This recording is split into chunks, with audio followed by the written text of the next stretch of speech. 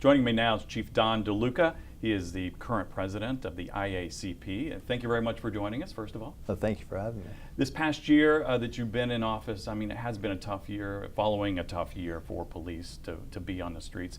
Some of the challenges they're facing right now. Well, it's actually been a tough few years for police. Violence against police is continuing to be of major concern to law enforcement around the globe. Last year, 2016, we saw a spike in ambush killings of law enforcement officers. It continued soon after I was sworn in. 4 officers in a 24-hour period were ambushed. Soon after that, we at the IACP convened a task force for violence against police, bringing in some of the best and brightest academics, law enforcement trainers, to see how we can help law enforcement in this area. But also trust in the communities continues to be a concern, you know, our image and how we work on that. Also, we hit a landmark year. We have 30,000 members now in 150 countries, which gives us a big voice for advocacy for our profession. So it's been an exciting year. And that's very important, I would imagine. It's very important. You know, it gives us opportunities to speak before Congress, senators, and also put policies in place that mean something to all of us. Well, let's talk about that, use of force tactics and policies. Bring me up to speed on that. Well, in 2016, past President Terrence Cunningham and our executive director convened a group of 17 law enforcement groups to see, can we work together on a consensus use of force policy. And in the end, a majority of us stuck together and we put together a policy.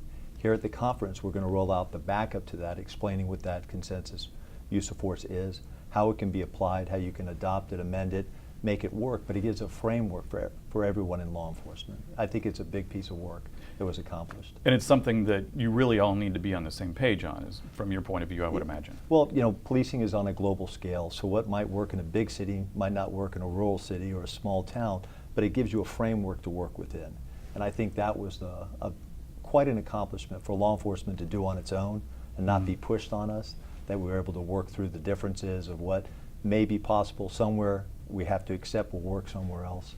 And I think there'll be big conversations at our town hall meeting and some other opportunities to discuss this further. And I would imagine, yeah, those in the small communities versus large, they bring that information and says what works for them, and that might work for others and it may not. It may not. And you know, we talked about what started in 2016 that I continued this year, and I'm sure the incoming president will also, is our town hall meetings. In 2016, you know, we said, let's go out in the field and hear from the actual folks. And we didn't care if we were a member of our association or not. And they met in 8 cities. This year we continued the same framework and had an international meeting so we can hear from the small town, the big town, give everybody an opportunity to have a voice so we could work on what our priorities would be, listening to the actual people impacted.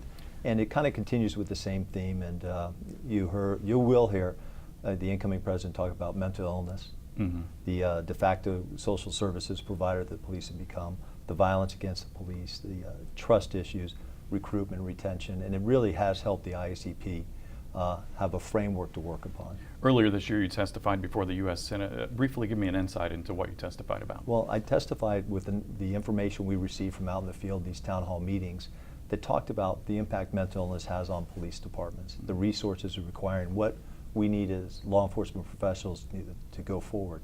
Talking about the training needs, the support financially to put programs together, and explain where we're going and how they can help us.